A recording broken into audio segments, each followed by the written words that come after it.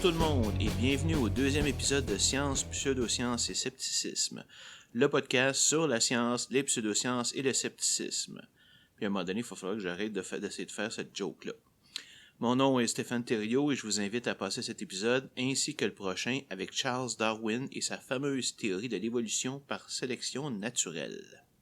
J'aimerais avant tout remercier tous ceux qui ont écouté mon premier épisode. Je dois vous faire une confession, j'ai pas tellement aimé ça dans le premier épisode, avoir à répéter des choses que j'avais déjà parlé auparavant, mais en même temps, c'était comme obligatoire parce qu'il fallait bien expliquer qu'est-ce que c'était la science, mais maintenant, c'est du passé et on passe aujourd'hui à du matériel 100% original. Avant de commencer, j'aimerais juste rajouter un détail personnel sur le triangle des Bermudes pour expliquer pourquoi ça m'a poussé vers le scepticisme. Après tout, ce n'est qu'un mystère parmi tant d'autres et le fait qu'il est résolu ne veut pas dire que les autres le sont. Donc, pas de quoi modifier sa philosophie de crédule à incrédule comme je l'ai fait. Mais voilà, au lieu d'être déçu de savoir que le triangle n'existait pas, j'étais juste content d'avoir trouvé la solution au problème, même si elle n'était pas ce que je pensais. Donc, ce que j'ai découvert en même temps, c'est que oui, j'aimais les mystères, mais j'aimais avant tout les résoudre. Les expliquer de façon naturelle par des phénomènes que la plupart des gens ne connaissent pas, ça, c'était le fun. En tout cas pour moi. À partir de là, j'ai revisité certaines croyances que j'avais, comme les soucoupes volantes et le monstre du Loch Ness, puis fouillé pour leur trouver des explications naturelles, c'est-à-dire scientifiques. Et j'ai vu que, pour la très grande majorité de ces mystères, elles existaient bel et bien. C'est vraiment ça qui m'a converti, si on peut dire, de façon définitive au scepticisme. Bon, maintenant revenons à l'épisode d'aujourd'hui. Mon idée originale était de couvrir la théorie de Darwin sous un maximum d'angles, pour et contre, mais il y a tellement de matériel à couvrir que je me suis retrouvé devant un dilemme. Soit je me limitais dans mon propos, ou soit je brisais mon épisode en deux. En raison de l'importance de ce sujet, qui est à la fois simple, complexe et fascinant, j'ai évidemment choisi la deuxième solution. Alors cette semaine sera consacrée à la théorie elle-même, qui est Darwin. Comment l'a-t-il élaboré? Quelles en sont les caractéristiques? Quelles en sont les preuves? Etc. En gros, pourquoi elle est probablement vraie. Nous allons parler en profondeur du registre fossile, des expériences d'évolution en laboratoire, d'ADN, de chromosomes manquants chez l'humain, etc., etc. Dans le prochain épisode, nous allons parler de ses opposants, notamment les créationnistes et les proposants du design intelligent. Nous allons expliquer leur point de vue, leurs tactiques, et les preuves réfutant la théorie de Darwin. Et voir, soyons honnêtes, pourquoi ce sont de faux scientifiques sans honnêteté intellectuelle et prêts à mentir au nom de leur Dieu. Vous êtes prêts? Très bien, alors passons aux nouvelles de, je dirais pas de la semaine, mais depuis la dernière fois.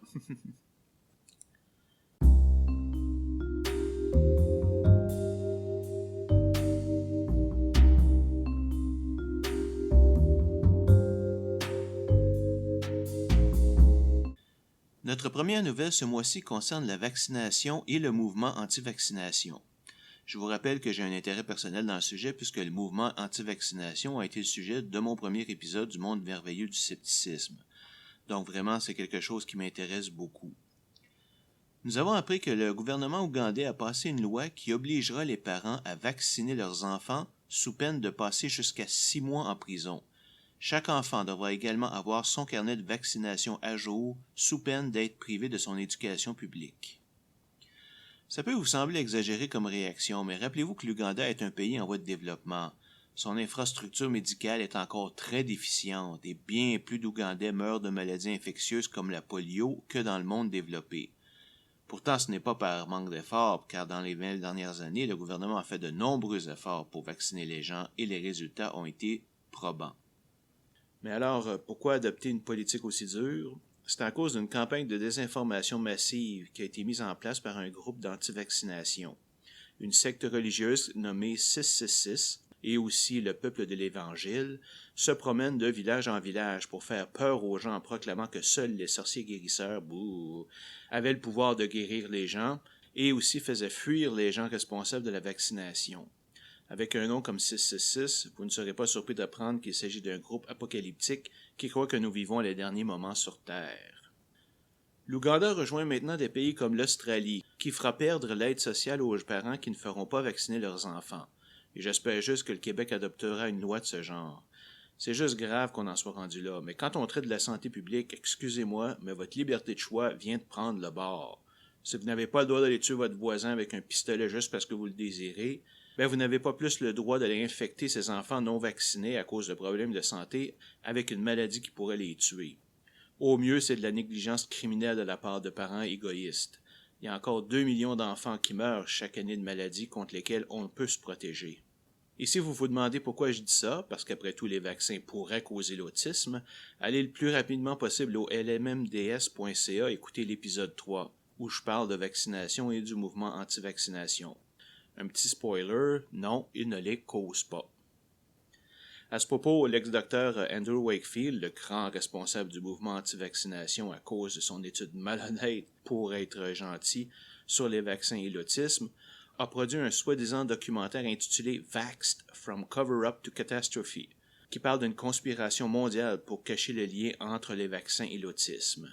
Ce film ridicule avait été accepté au festival de films de Tribeca par Robert De Niro, qui a lui-même un fils autiste, mais heureusement, devant le tollé de protestation de la communauté scientifique et de la population en général, il a été retiré.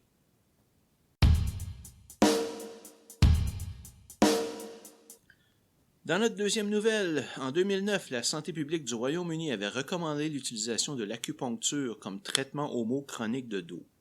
Mais une étude du National Institute for Health and Care Excellence, l'organisme qui rédige les règles du système de santé publique, vient de compléter une étude montrant qu'en fait, l'acupuncture n'était pas meilleure que l'effet placebo pour traiter la douleur et n'est plus recommandée pour les douleurs au bas du dos et ou de la sciatique. L'étude a démontré que la diminution de douleur, quand elle est réelle, est due principalement aux soins personnels et à l'intérêt que l'acupuncteur porte à ses patients et le simple fait de le toucher de façon réconfortante. La preuve de cela est qu'on a obtenu les mêmes résultats avec des pratiquants qui montraient le même intérêt envers leurs patients, mais ne connaissaient rien à l'acupuncture.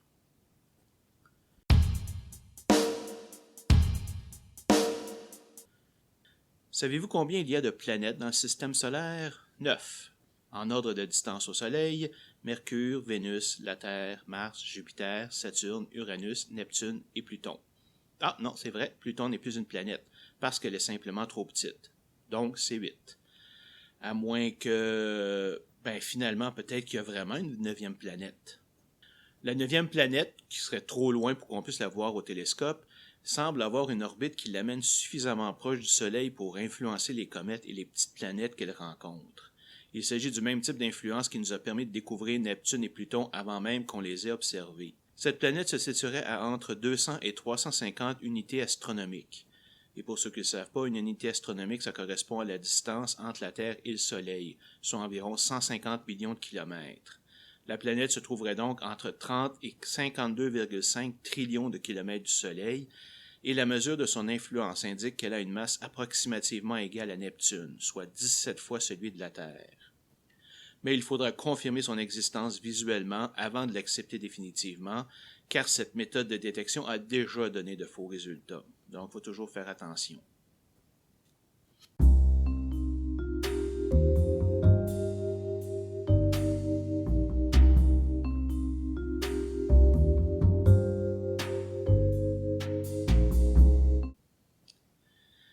C'était la fin de nos nouvelles. Bon, maintenant passons à notre sujet principal, la théorie de l'évolution par la sélection naturelle. Premièrement, pourquoi couvrir cette théorie? Parce que c'est probablement la théorie scientifique la plus importante, celle qui traite de nos origines comme êtres vivants, et tout le monde en a entendu parler. De plus, elle est très simple et très élégante, tout en étant extrêmement complexe dans ses conséquences et ses prédictions. Il s'agit de la seule théorie acceptée qui explique la diversité de la vie sur Terre. En parallèle, puisqu'elle traite de l'apparition des espèces, il s'agit de la théorie la plus contestée par les religieux fondamentalistes dans le monde, ceux qui prétendent que Dieu a créé tous les organismes tels qu'ils sont et qui a fait l'homme à son image. Quand je parle qu'elle est connue, il faut bien s'entendre. Tout le monde a entendu parler de la survivance du plus fort et que l'homme descend du singe. Mais en fait, ces deux affirmations sont fausses. Il s'agit de la survivance de celui qui est le mieux adapté à son environnement. La force physique peut y jouer un rôle, mais peut-être pas. Et on ne descend pas du singe. Nous partageons simplement un ancêtre commun jusqu'à voilà quelques millions d'années. Évidemment, il y a aussi beaucoup d'autres aspects à couvrir et c'est ce que je vous propose de faire dans cet épisode. Mais je vous préviens, il est assez dense. N'hésitez pas à prendre une pause de temps en temps et même à revenir en arrière si vous en éprouvez le besoin.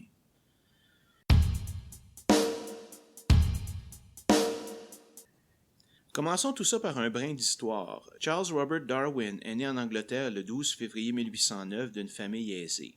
En 1825, il fréquente l'école médicale d'Édimbourg, mais il y développe plutôt un intérêt pour les sciences naturelles. Devant son manque d'intérêt pour la médecine, son père l'envoie au Christ's College de Cambridge pour devenir prêtre anglican. Mais il continue à s'intéresser davantage aux sciences naturelles et à la méthode scientifique. Après ses études, il s'embarque en 1831 sur le HMS Beagle, un navire dont la mission est de cartographier la côte de l'Amérique du Sud. C'est pendant ce voyage de 5 ans qu'il étudie la faune et la flore des Galapagos, qui mènera à sa célèbre théorie.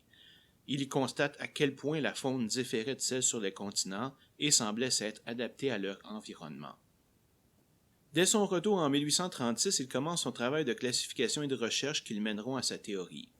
Vers 1844, il en a déjà posé la base, mais ce n'est qu'en 1859 qu'il la publie, quand il apprend qu'un autre biologiste, Alfred Russel Wallace, semble être arrivé aux mêmes conclusions que lui. C'est pourquoi, de façon officielle, Darwin et Wallace sont listés comme co-découvreurs de la sélection naturelle dans les annales de la recherche scientifique. Le livre publié par Darwin s'intitule On the Origin of Species by Means of Natural Selection, or the Preservation of Favored Races in the Struggle for Life, ou en français, de l'origine des espèces par la sélection naturelle ou la préservation des races favorisées dans la lutte pour la vie. Et est probablement le livre le plus connu de la science. Dans ce livre, Darwin nous présente le processus de sélection naturelle que nous allons voir plus loin. Mais il choisit délibérément de ne pas adresser les origines de l'homme, n'étant pas sûr lui-même si sa théorie s'y applique, car bien qu'il soit un scientifique, il est aussi croyant, du moins à ce moment-là de sa vie. Ce ne sera que dans son livre The Descent of Man and Selection in Relation to Sex en 1871 qu'il décrira l'humanité comme étant le résultat de la sélection naturelle. Il faut bien comprendre que Darwin n'a pas découvert l'idée de l'évolution. Si on définit l'évolution comme un changement des organismes vivants dans le temps, ce concept était déjà connu à son époque, et certaines théories avaient déjà été émises pour l'expliquer. On peut citer entre autres la théorie de la transmission des caractères acquis de Jean-Baptiste Lamarck, où un organisme peut transmettre à ses descendants les connaissances et comportements qu'il a acquis pendant son existence. C'est l'idée, par exemple, que certains francophones d'ici auraient un talent inné de parler anglais parce que certains de leurs ancêtres étaient anglophones. Moi, la famille du côté de ma mère vient peut-être d'Écosse, mais j'ai vraiment appris l'anglais après m'être fait des amis anglophones, et ça ne m'empêche pas de parler anglais avec un assez bon accent québécois. La grande découverte de Darwin n'était donc pas l'évolution elle-même, mais plutôt le processus par lequel elle s'opérait, c'est-à-dire la sélection naturelle. Dès sa sortie, la théorie de l'évolution a été très populaire auprès de la communauté scientifique, bien qu'elle ait eu de nombreux opposants. Et on y voit déjà le même type de débat qu'on voit encore de nos jours, avec les très religieux considérant ces idées comme hérétiques, d'autres voyant l'évolution comme l'outil de Dieu pour créer la nature, et finalement ceux qui y voient un argument pour la non-existence de Dieu. Darwin lui-même se définit comme un agnostique, c'est-à-dire qu'il ne croit pas qu'il y ait moyen de prouver si Dieu existe ou non. En 1915, 32 ans après sa mort, une évangéliste du nom d'Elizabeth Cotton, aussi nommée Lady Hope, a dit avoir visité Darwin juste avant sa mort. Pendant cette visite, il aurait dit regretter la publication de sa théorie et qu'il était redevenu religieux. Mais ce supposé revirement a été formellement démenti par tous les enfants de Darwin, ajoutant même qu'aucun d'eux ne se souvenait de cette supposée visite. Passons maintenant à une description de ce qu'est l'évolution par la sélection naturelle. Comme je vous l'ai dit tantôt, elle est simple à comprendre, élégante, mais son rôle est extrêmement important dans notre monde. L'évolution par sélection naturelle dit que le but de chaque organisme est de se reproduire et de transmettre ses traits à un maximum de descendants. Un organisme est décrit par son phénotype, c'est-à-dire la liste de ses caractéristiques observables. Par exemple, sa morphologie ou sa forme, son développement, sa physiologie, son comportement, mais aussi les effets qu'il a sur son environnement, comme le barrage construit par un castor ou le nid d'un oiseau. Même si ce n'était pas connu à l'époque de Darwin, ce phénotype représente le résultat de l'expression des gènes de l'organisme. Mais le passage de ces traits d'une génération à l'autre n'est pas parfait. des erreurs sont introduites pendant le processus de réplication. Ces erreurs, que l'on appelle mutations, entraînent parfois une modification dans le phénotype d'un organisme. Ce changement peut être soit positif, soit neutre, soit négatif pour les chances de l'organisme de se reproduire. Si le trait est avantageux, l'organisme vivra plus longtemps, aura plus d'occasions de se reproduire et donc laissera plus de descendants qui auront cette mutation. Avec le temps et suffisamment de générations, ce trait peut devenir dominant dans une population. Si le changement est désavantageux, l'organisme aura moins l'occasion de se reproduire et donc la mutation disparaîtra éventuellement.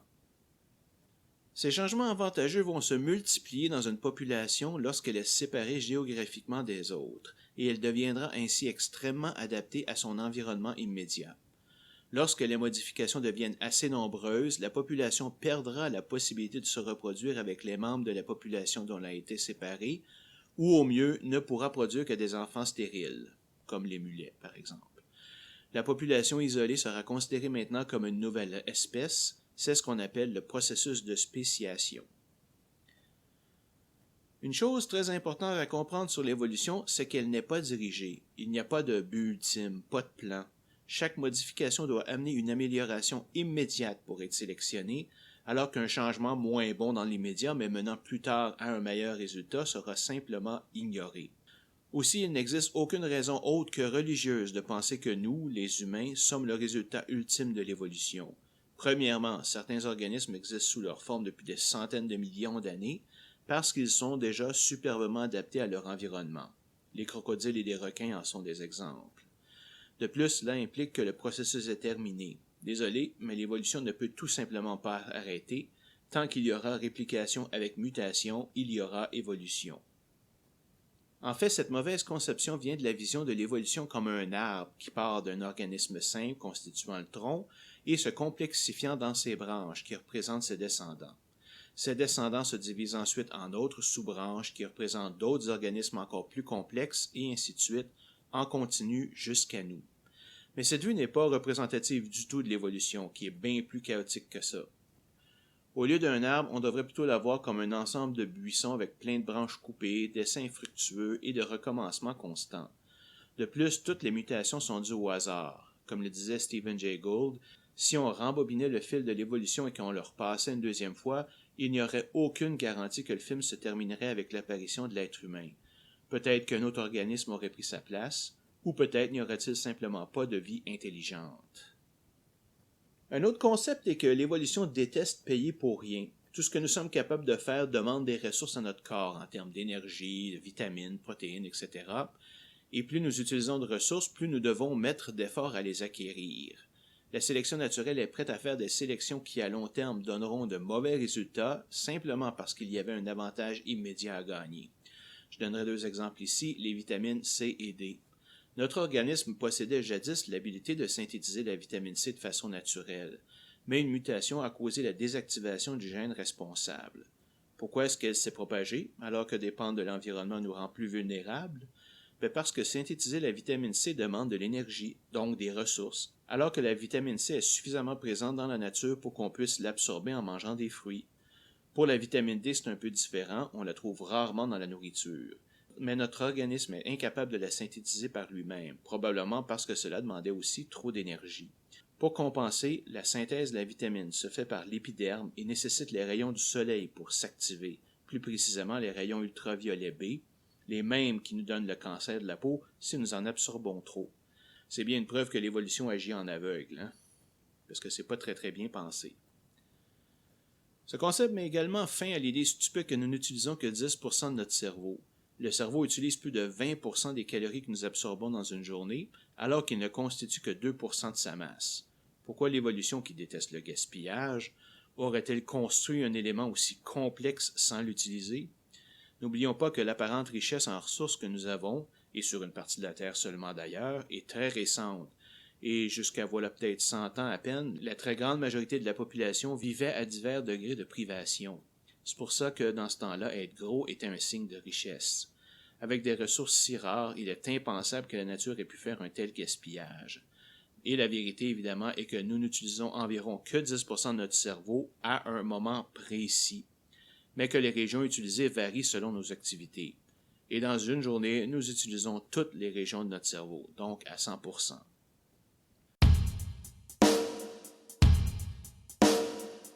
La théorie de l'évolution proposée par Darwin s'est considérablement modifiée dans le temps. Au temps de Darwin, le processus de transmission des caractéristiques n'était pas connu, tout comme le processus provoquant les mutations. Ce n'est que pendant les années 1930 qu'on a redécouvert les travaux de Gregor Mendel sur les gènes, qu'il a accomplis dans la deuxième partie du 19e siècle, et réalisé qu'ils représentaient le fameux mécanisme de transmission prédit par Darwin. De même, avec la découverte de l'ADN et de son fonctionnement dans la deuxième moitié du 20e siècle, on a pu constater que la réplication des gènes n'était pas parfaite et que des mutations pouvaient se produire.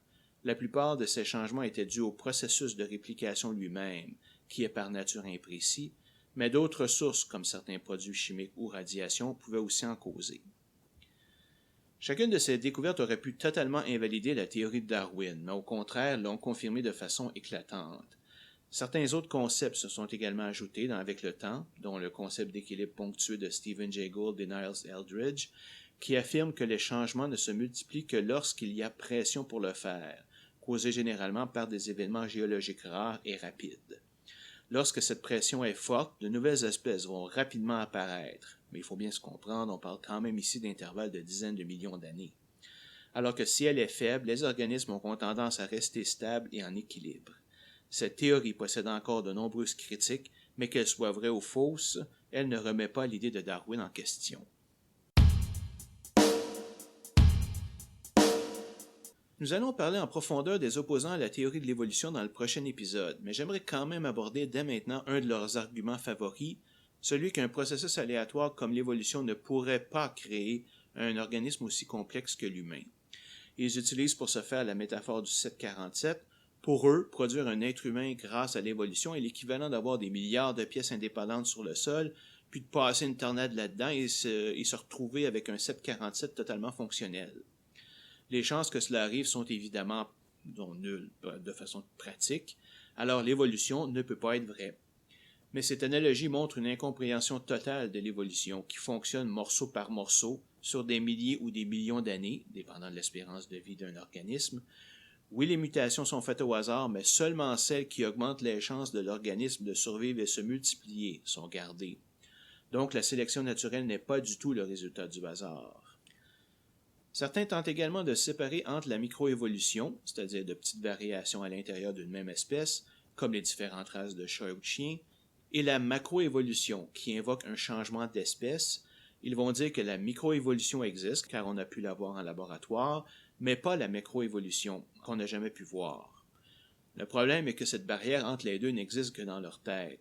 En fait, seule la microévolution existe, car aucun enfant ne sera d'une autre espèce que celle de ses parents. Par contre, si on multiplie ces micro-changements, cette microévolution, eh bien on arrive éventuellement à un point où elle devient de la macroévolution. Mais encore là, on n'est pas capable de déterminer le point exact où ce changement s'est fait. On peut juste avoir une idée vague de quand ça s'est produit, et seulement après le fait. Et évidemment, à moins d'examiner des organismes qui n'ont que quelques jours de vie, le temps nécessaire pour que cela puisse se produire est beaucoup trop long pour qu'on puisse l'observer directement.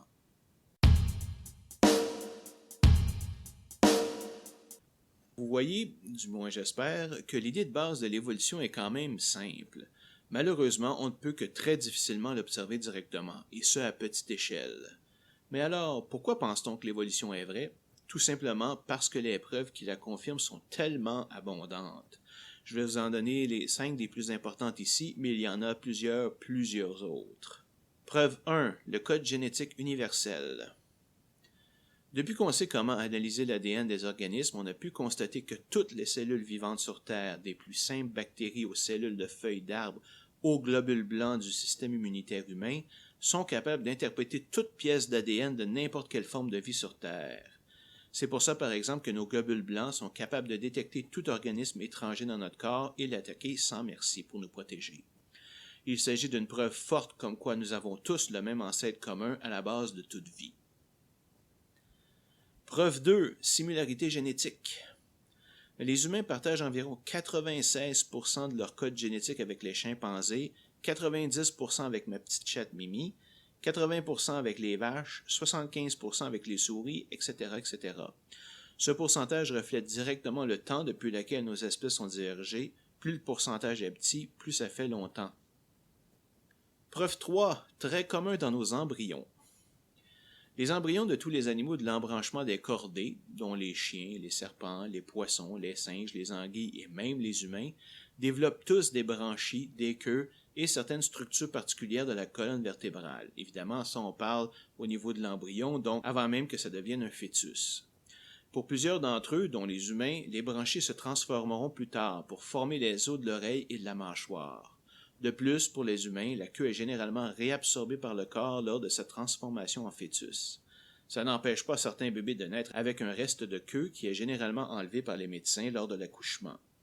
De fait, les embryons de cochons sont souvent utilisés pour dissection dans les classes de biologie, justement parce qu'ils sont très semblables aux embryons humains.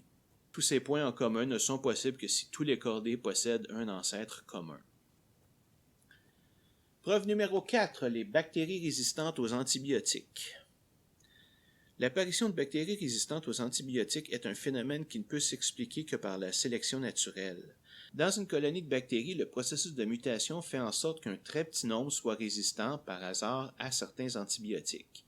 Lorsque cette colonie infecte un organisme et qu'on lui administre un de ces antibiotiques, toutes les bactéries qui ne lui sont pas résistantes mourront, et seules celles qui le sont survivront. Elles produiront donc d'autres bactéries qui seront aussi résistantes. Et si on utilise trop cet antibiotique, ces bactéries finiront par devenir dominantes et il faudra développer de nouveaux antibiotiques pour les combattre. Preuve 5. Le registre fossile. Le registre fossile est probablement la plus grande preuve de l'existence de la sélection naturelle. Mais pour commencer, prenons un peu de temps pour définir ce qu'est un fossile et comment il se forme. Un fossile représente les restes préservés d'un animal, d'une plante ou de tout autre organisme dans la terre ou la roche. Un fossile peut dater d'environ 10 000 ans à plusieurs milliards d'années. Plus il est enfoui profondément dans le sol, plus il est ancien. Un fossile peut varier en dimension d'un micromètre, c'est-à-dire un millionième de mètre, pour une bactérie, à plusieurs dizaines de mètres pour un dinosaure. L'ensemble des fossiles existants dans les pierres et les couches sédimentaires du sol constitue le registre fossile. Une chose qu'il faut comprendre, c'est que les fossiles sont rares, simplement parce que pour qu'un fossile se crée, il faut un ensemble de circonstances bien précis. Il faut premièrement que l'organisme soit enveloppé très brusquement par une substance capable de préserver son corps. Mourir normalement dans la nature ou se noyer dans l'eau, par exemple, ne suffit pas. Il faut plutôt, par exemple, que l'animal soit enseveli par une mer de boue ou les cendres d'un volcan ou s'enfonce dans une substance poreuse. Cette substance doit ensuite se solidifier rapidement pour protéger l'organisme. Ces parties molles, comme la peau, la viande et les organes, vont rapidement disparaître, puis pendant les milliers et millions d'années qui suivent, les espaces vont se combler avec des sédiments qui vont conserver la forme de l'organisme. Dans certains cas, l'organisme va complètement disparaître et ne laisser que l'espace vide dans la roche. Vous comprendrez que le processus de fossilisation favorise les organismes qui ont une partie solide, comme une carapace ou un exosquelette, ce qui fait qu'ils sont surreprésentés dans le registre fossile. En fait, si on se fie au pourcentage d'organismes aujourd'hui vivants qui sont assez durs pour être fossilisés, on estime qu'environ seulement 5% du nombre total des espèces qui ont existé sur la Terre ont pu être fossilisés. Mais même s'il est très incomplet, le registre fossile a plusieurs caractéristiques qui confirment de façon éclatante l'existence de l'évolution. Premièrement, il est consistant partout sur la planète. J'ai mentionné tout à l'heure que plus un fossile est vieux, plus il est enfoui profondément dans le sol. Donc, en creusant à la verticale et en récoltant les différents fossiles, on peut établir un ordre d'apparition des organismes. Or, cet ordre d'apparition et l'âge des couches dans lesquelles on les trouve est consistant partout sur la planète. Pourtant, il suffirait par exemple d'un seul fossile de dinosaure soit découvert dans une couche datant de plus de 500 millions d'années, disons, pour que la théorie soit fausse. Mais ça ne s'est jamais produit. Deuxièmement, le registre fossile montre que les fossiles les plus simples sont trouvés dans les couches de roches les plus vieilles et montre une transition graduelle vers des organismes plus complexes au fur et à mesure qu'on examine des couches plus récentes. Troisièmement, le registre fossile nous donne plein d'exemples de formes transitionnelles, c'est-à-dire d'un organisme possédant les caractéristiques de deux types d'animaux. C'est par exemple grâce à la découverte du fossile de l'Archéoptéryx qu'on a pu établir que les oiseaux étaient des descendants des dinosaures. En effet, ils possèdent des plumes et les ailes d'un oiseau, mais les dents pointues, les 3 doigts griffés, la longue queue et les orteils hyperextensibles d'un petit dinosaure. Un deuxième exemple est le Tiktaalik, découvert en 2004, et qui représente un organisme de transition entre les poissons et les organismes vivant sur Terre. Il possède des poignets, une cage thoracique, un cou mobile et des poumons, comme un reptile, tout en possédant les branchies, les écailles et les nageoires d'un poisson. Quant au fameux chaînon manquant reliant l'humain au singe, comme on dit quand on ne sait pas de quoi on parle, il existe bien. Il s'agit de l'Australopithecus afarensis et ressemble plus à un grand singe qu'à un humain, sauf qu'il marchait debout, son pelvis ressemblait plus à celui d'un humain, il a les orteils collés, ce qui les empêche d'être utilisés pour saisir les branches, et il a le cerveau un peu plus gros que le chimpanzé moderne. Quatrièmement, parlons un peu de la limite cotée.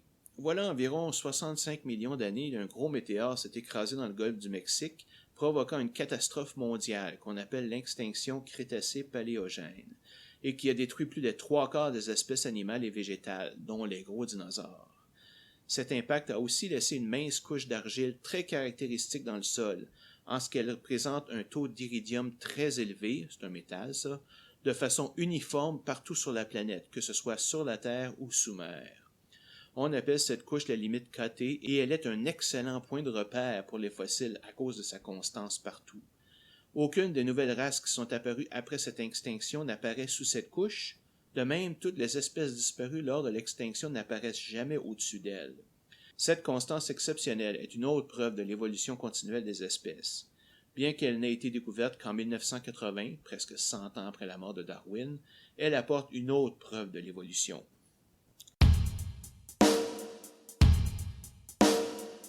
Mais on n'a pas besoin d'aller loin dans le passé pour trouver des exemples d'évolution. Les organismes actuels possèdent également des traces de leur évolution dans leur propre corps. Par exemple, la plupart des gens savent que les baleines et les dauphins sont considérés comme des mammifères et non des poissons, même s'ils vivent dans l'eau. Mais pourquoi? Parce qu'ils ont toutes les caractéristiques des mammifères. Ils ont des poumons, pas des branchies, et ils ont besoin de refaire surface pour respirer par un trou au-dessus du corps. Ils ont le sang chaud. Les enfants sortent vivants de leur mère et non sous forme d'œufs comme les poissons, et ils se nourrissent de lait. Et ils ont également du poil, même s'il est très fin. Mais alors, comment expliquer leur présence dans l'eau? C'est simplement un exemple de retour à l'eau. Les ancêtres de ces animaux étaient sur la Terre, mais ils sont retournés à l'eau voilà environ 49 millions d'années et devenus complètement aquatiques 5 à 10 millions d'années plus tard. Leurs membres avant se sont transformés en nageoires, alors que leurs membres arrière se sont atrophiés, assez pour qu'on ne puisse les distinguer à l'œil nu. Par contre, si on examine un squelette de baleine, on voit très bien les os de ses pattes arrière avec leur forme très distinctive. En fait, le cousin le plus rapproché de la baleine encore vivant est l'hippopotame, lui-même un animal semi-aquatique. Mais voyons encore un peu plus près de chez nous et abordons le problème de la perte de chromosomes manquants chez les humains. Pour cela, je me dois d'expliquer sommairement ce qu'est un chromosome. Un chromosome est une séquence d'ADN et de protéines. Ils viennent en paires, chacune d'elles possédant un chromosome venant du père et un venant de la mère. Ce sont eux qui déterminent les caractéristiques d'un organisme, dont son sexe, les fameux chromosomes XY. Comme j'ai déjà mentionné, les analyses d'ADN nous montrent que les chimpanzés et les gorilles sont les animaux vivants les plus près de l'homme. Pourtant, il y a une différence majeure. L'humain a 23 paires de chromosomes alors qu'ils en ont 24. Que s'est-il passé? Où est passée cette 24e paire? Les opposants de l'évolution ont évidemment saisi cette opportunité pour dire que cela prouvait que l'homme ne descendait pas du singe, bien que ça n'a jamais été le cas. Évidemment, les scientifiques ont ignoré ces propos et se sont mis à la recherche du chromosome manquant. L'idée principale est que si nos ancêtres avaient 24 paires de chromosomes et que nous venons bien d'eux, il se pourrait bien que 2 paires de chromosomes aient fusionné ensemble pour n'en former qu'une seule. Et on l'a trouvé. Chaque chromosome a une série de molécules qui indiquent où il commence et se termine et quel est son centre. Et on a découvert qu'un de nos chromosomes contenait 2 centres. Un des 2 avait été désactivé, donc ne servait plus à rien. De même, les molécules aux 2 extrémités qui ont fusionné ensemble ont également été désactivées. Et nous voilà donc avec un chromosome qui contient l'information de 2 chromosomes et le mystère est résolu. Je ne sais pas si ça vous fait quelque chose, mais moi, quand je lis des choses comme ça, je trouve ça tellement passionnant que ça me donne des frissons.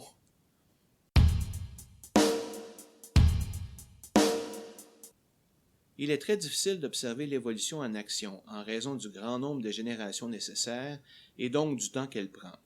Par contre, si on utilise des organismes simples ayant une espérance de vie très courte, peut-être qu'on peut y arriver, si on est prêt à y consacrer plusieurs années.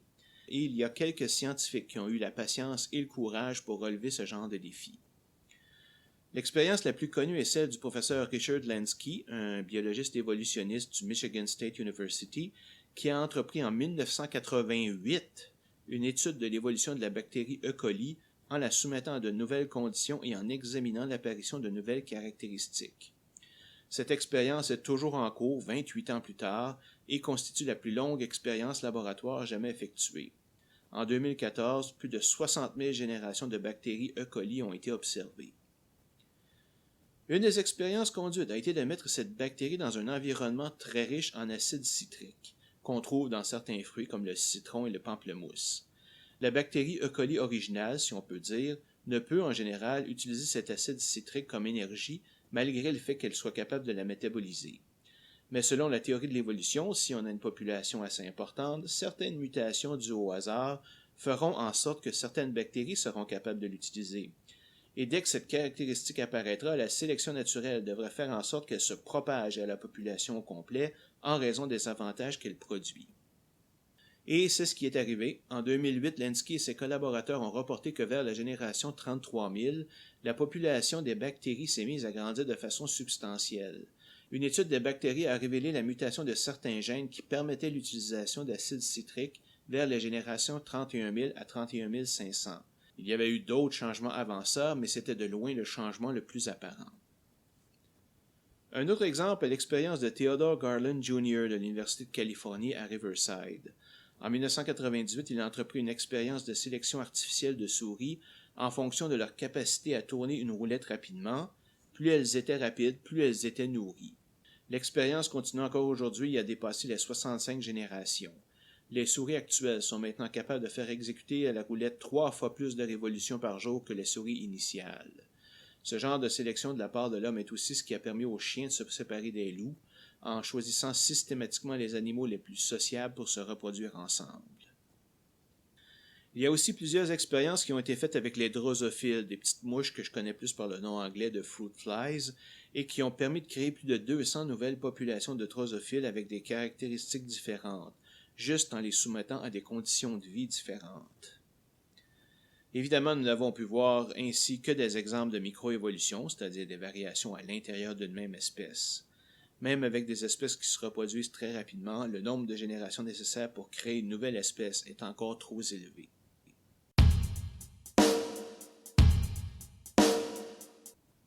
Bon, maintenant que vous savez ce qu'est l'évolution par la sélection naturelle, j'aimerais prendre quelques minutes pour discuter de certaines fausses idées qu'on peut se faire sur l'évolution. Pour commencer, juste un petit commentaire, si quelqu'un vous traite d'homme de Cro-Magnon, ne poignez pas les nerfs et remerciez-le ou la, parce que ça prouve qu'il ne sait pas de quoi il parle. Car l'homme de Cro-Magnon, ou Homo sapiens, c'est nous, c'est l'homme et la femme modernes. Il a ce nom simplement parce qu'on a découvert son premier fossile dans l'abri de Cro-Magnon, dans la région de la Dordogne en France. Bon, revenons aux choses sérieuses. La première question qu'on m'a déjà posée est si l'évolution est vraie et que nous devenons de plus en plus capables de résister aux maladies et aux prédateurs, pourquoi est-ce qu'on est encore malade aujourd'hui? Pourquoi est-ce qu'on ne s'est pas immunisé naturellement contre le simple rhume? Pourquoi est-ce qu'on ne peut pas vivre jusqu'à 500 ans? La raison que la sélection naturelle s'applique sur tous les êtres vivants, les prédateurs, les proies, les bactéries, les virus, etc., tout ce qui est vivant. La sélection naturelle va faire en sorte, par exemple, que les gazelles vont courir de plus en plus vite pour échapper aux prédateurs, mais en contrepartie, elle va agir sur les prédateurs pour qu'ils courent aussi de plus en plus vite, ou encore développer de nouvelles stratégies pour être plus efficaces dans leur chasse. C'est une lutte constante, l'équivalent d'une course aux armements qui dure depuis le début de la vie sur Terre. Et c'est lorsque cet équilibre des forces disparaît que les problèmes apparaissent et causent la disparition d'espèces au complet. Un autre exemple dont nous avons parlé tout à l'heure est l'apparition de bactéries résistantes aux antibiotiques. Un antibiotique tue la grande majorité d'un type de bactéries et seules celles qui lui sont résistantes vont survivre pour se reproduire. À petite échelle, ce n'est pas grave, mais faites-le de façon répétée en abusant des antibiotiques et ces types de bactéries vont se répandre et devenir prédominantes. Concernant le rhume, n'oubliez pas que la sélection naturelle ne se fait que dans le contexte d'augmenter les chances de reproduction de l'organisme. Le rhume n'a aucun effet significatif sur les chances de reproduction d'un être humain, alors la sélection naturelle n'a aucune raison de favoriser les mutations qui nous immuniseraient. Maintenant, la grande question, pourquoi est-ce qu'on meurt? Pourquoi est-ce qu'on ne vit pas jusqu'à 150, 200, 500 ou 1000 ans de façon naturelle? Après tout, notre espérance de vie est passée de 35 à 80 ans en moins de 200 ans. On devrait pouvoir continuer à faire progresser les choses, non? La réponse à ça est un peu plus complexe.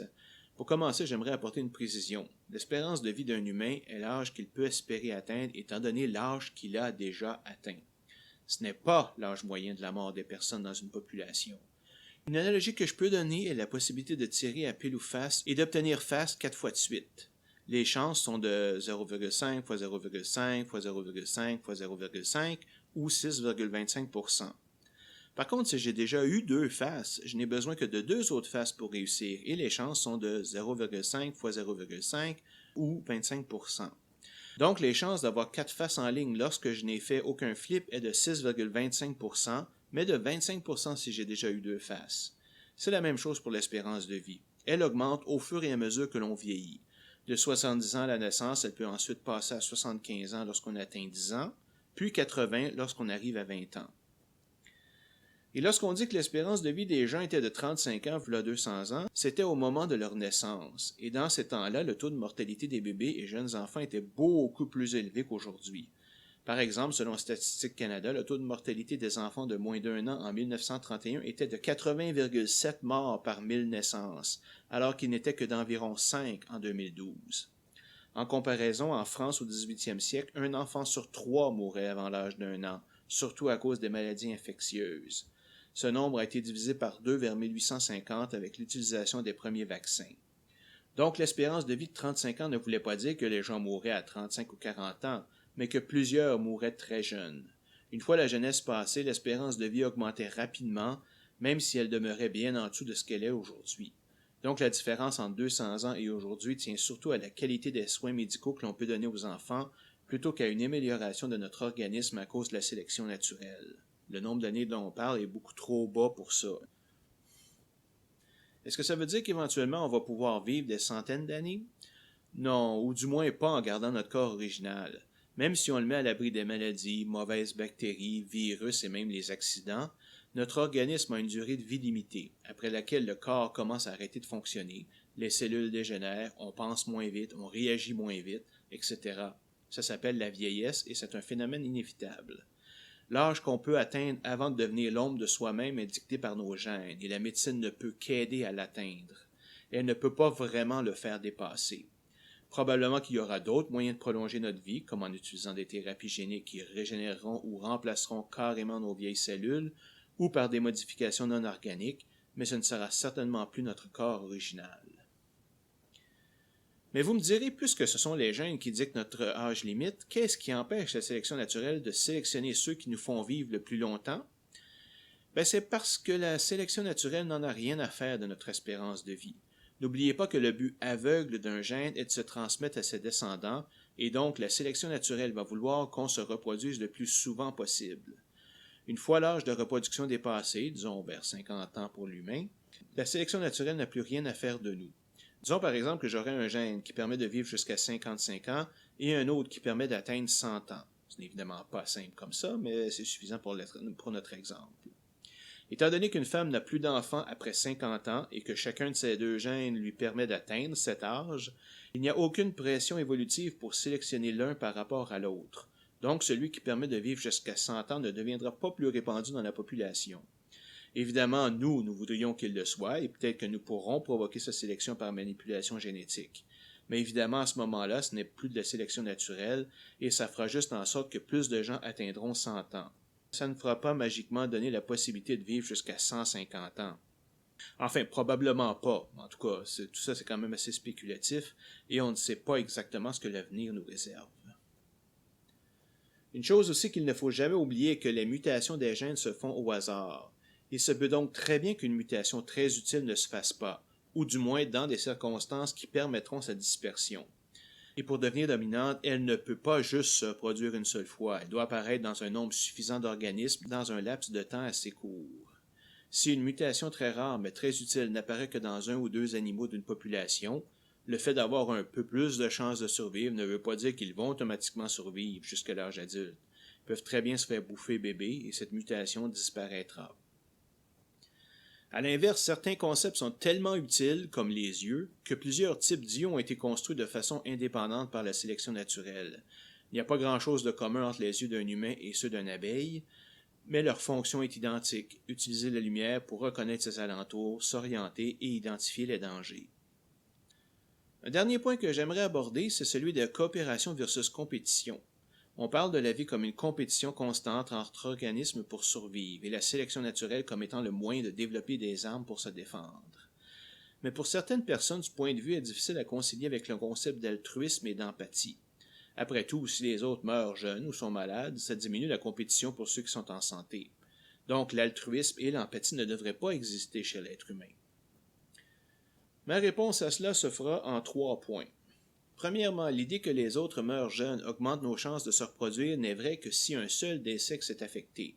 Si le nombre d'hommes diminue et que le nombre de femmes reste constant, oui, les chances de chaque homme de se reproduire augmentent.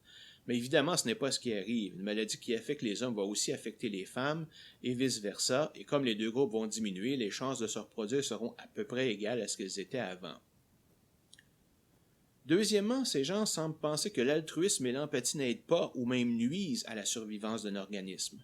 Vraiment? Pourtant, il me semble que de vivre en communauté augmente plutôt nos chances de survie. Si quelqu'un vit seul, ses chances d'inventer la lance, par exemple, est très petite. Mais si un groupe se tient ensemble, il suffit qu'un seul d'entre eux l'invente pour que toute la communauté puisse en profiter.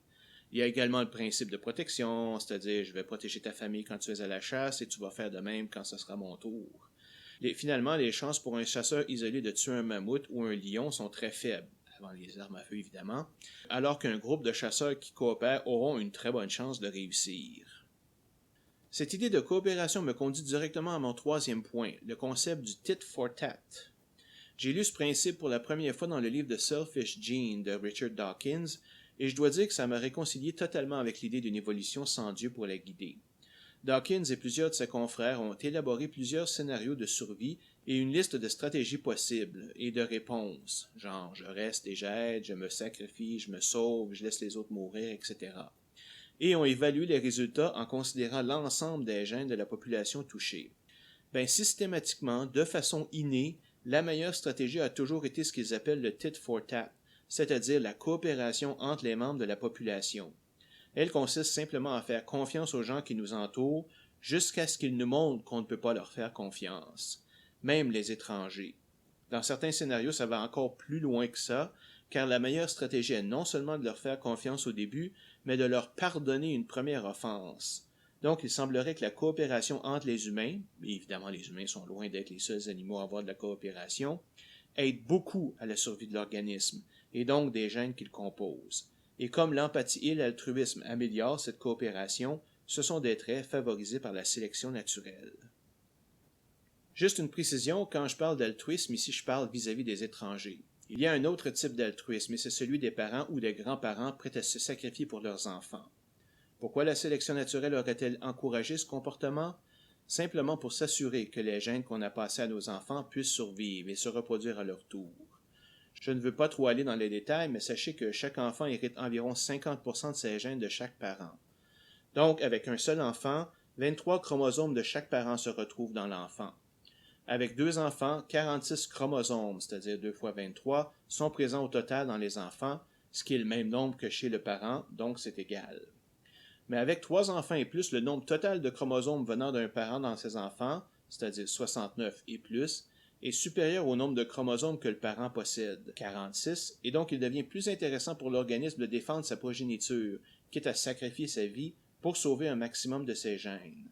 Évidemment, les humains ont une position un peu spéciale en raison de l'invention des moyens de contraception, mais ce n'est que tout récemment que les familles se limitent délibérément à 1 ou 2 enfants par famille. Définitivement pas assez longtemps pour influencer la sélection naturelle. Bon, je sais que c'est un point controversé pour plusieurs et je ne pousserai pas trop dans cette direction, mais je voulais juste montrer que la sélection naturelle peut aussi expliquer le phénomène de l'amour et de l'affection.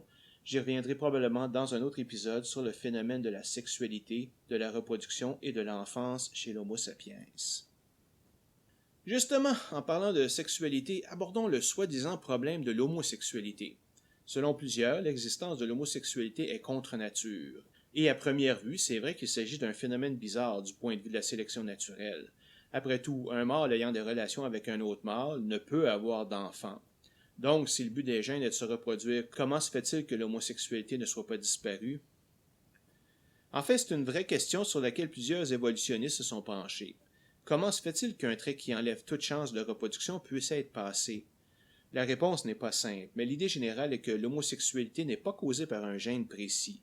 Si c'était le cas, l'homosexualité se transmettrait de génération en génération, et comme les homosexuels n'ont généralement pas d'enfants, sauf récemment et dans quelques pays, elle aurait disparu ou ne serait tout simplement pas apparue. Mais ce n'est pas le cas. La plupart des homosexuels ont 2 parents hétérosexuels. De plus, il n'y a pas plus d'homosexualité chez les enfants des couples homosexuels que dans le reste de la population. En fait, la théorie actuelle la plus acceptée est celle de l'effet secondaire d'une mutation avantageuse. L'idée est que l'homosexualité serait un effet secondaire possible d'un autre trait qui, lui, augmente notre capacité de reproduction. Je vous donne un exemple fictif, OK? Mettons qu'une population a un trait A qui fait qu'elle puisse se reproduire à raison d'un enfant par 5 ans. Si j'ai une population initiale de 50 couples et que chaque couple se reproduit dès que possible, au bout de 5 ans, je me retrouve avec 50 enfants. Arrive une mutation ou une série de mutations qui fait que la même population puisse se reproduire à tous les ans, mais au prix que 5% de sa population ne puisse plus le faire. Dans ce cas, chaque année verra 47 couples se reproduire, et au bout de 5 ans, il y aura plus de 235 enfants. Est-ce que cette mutation va se propager? Bien, la réponse est oui, car elle produira presque 5 fois plus d'enfants et donc sera transmise à plus de descendants.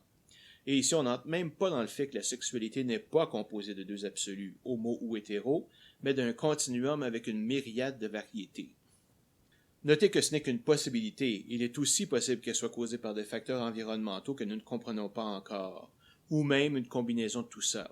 Chose certaine, ce n'est ni un choix conscient, ni contre nature.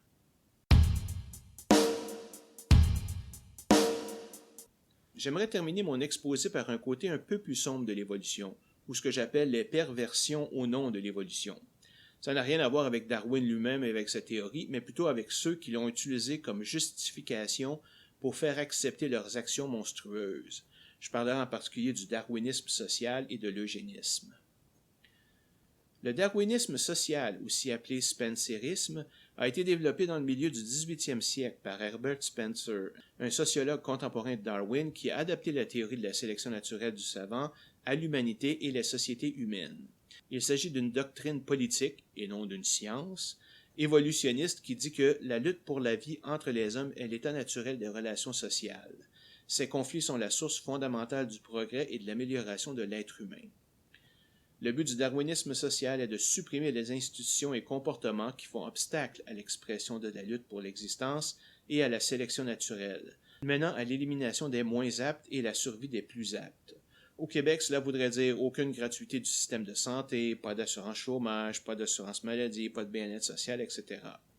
Cette compétition doit aussi se faire entre les races et même les nations, ce qui donnera une justification aux idéologistes racistes et au mouvement répugnant du colonialisme et de l'eugénisme.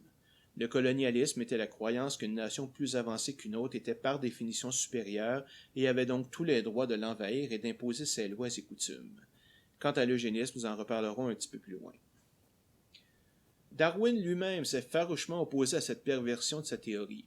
Dans son livre Descent of Man and Selection in Relations to Sex de 1871, il écrit en opposition au spencerisme que, comme nous l'avons vu, la sociabilité, l'altruisme et l'empathie ont des effets positifs sur la survie humaine, et donc sont le produit de la sélection naturelle.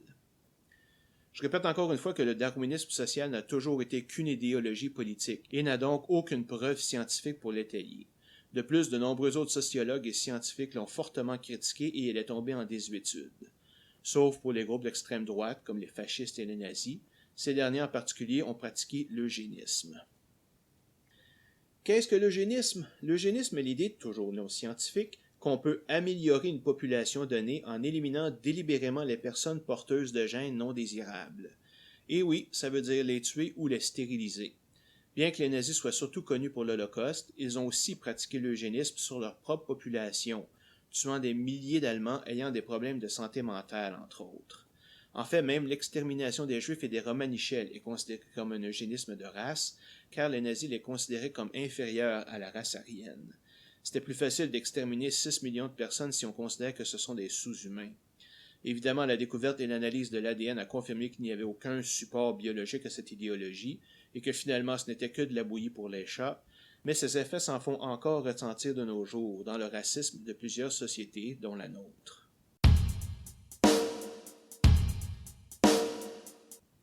J'espère que vous avez apprécié cet exposé et que vous avez bien compris, car maintenant, c'est le temps de l'examen.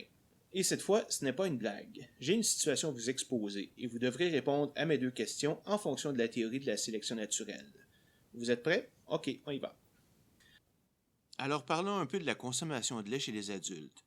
Je ne sais pas si vous le savez, mais l'humain est un des seuls animaux qui continue de boire du lait pendant l'âge adulte, et seulement une portion de la population, principalement les Européens et leurs descendants. Une étude génétique de la situation révèle qu'originalement nous devenions tous intolérants au lactose à l'âge adulte, mais voilà 5000 à 10 000 ans, une mutation s'est produite en Europe qui a neutralisé le gène qui nous rendait intolérants. Cette mutation est survenue au moment où la domestication des vaches et leur inclusion dans les fermes a débuté. Cette mutation s'est propagée dans la population et aujourd'hui plus de 80% de la population de descendance européenne n'est pas intolérante au lactose. Un mouvement est né dans les dernières années disant que de boire du lait à l'âge adulte est une mauvaise chose et serait responsable de bien des maux. Leurs arguments sont qu'être intolérant est la situation originale et que ce n'est qu'à cause de cette mutation qu'on peut le faire. Donc ce n'est pas un geste naturel. C'est d'ailleurs pour ça que les humains sont les seuls animaux à boire le lait d'un autre animal. Sachant ce que vous savez maintenant de l'évolution par sélection naturelle, je vous invite à répondre aux questions suivantes. Premièrement, ont-ils raison? Les adultes doivent-ils arrêter de boire du lait? 2. S'ils ont raison, comment peut-on en revenir en arrière? 3. S'ils ont tort, pourquoi y a-t-il encore autant de personnes intolérantes au lactose?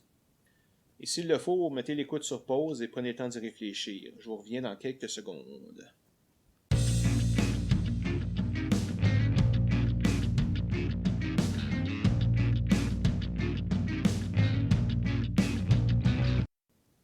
Bon, la tête ne vous a pas trop chauffé? C'est bon.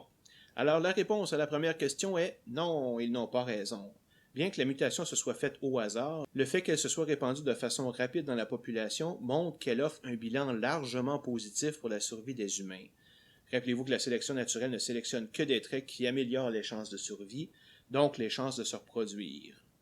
Alors l'idée que la mutation nous rendant capable de boire du lait comme adulte est une mauvaise mutation n'a aucun fondement scientifique et ne se serait pas répandue si c'était le cas.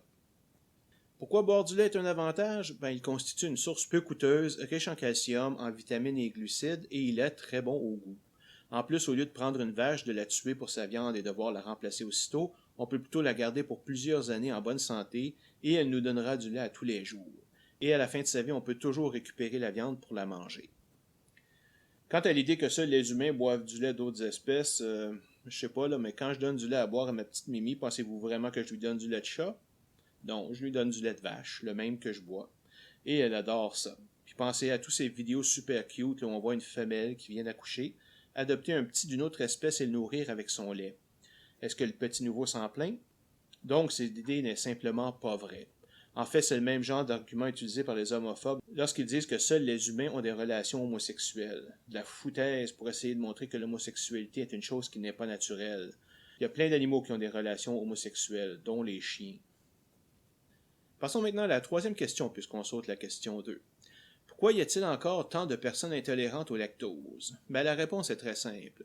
Cette mutation est certainement apparue un peu partout sur la planète, mais pour qu'elle procure un avantage, il faut que le lait de vache soit disponible en bonne quantité. S'il n'y a pas de vache, la mutation ne donne rien et ne sera donc pas propagée par la sélection naturelle. Et à l'époque où la mutation est apparue, les vaches venaient justement d'être domestiquées et mises en ferme en Europe, ce qui n'est pas le cas dans le reste du monde. La disponibilité de tout ce lait fait en sorte que dès que la mutation est apparue, elle était tellement avantageuse que sa propagation s'est faite en toute vitesse. C'est ce que l'on appelle la pression sélective.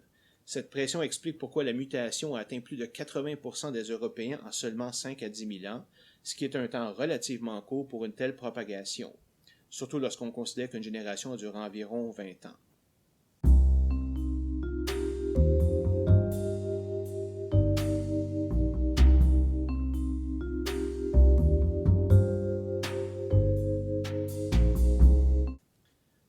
c'est maintenant terminé pour aujourd'hui. Pas trop épuisé.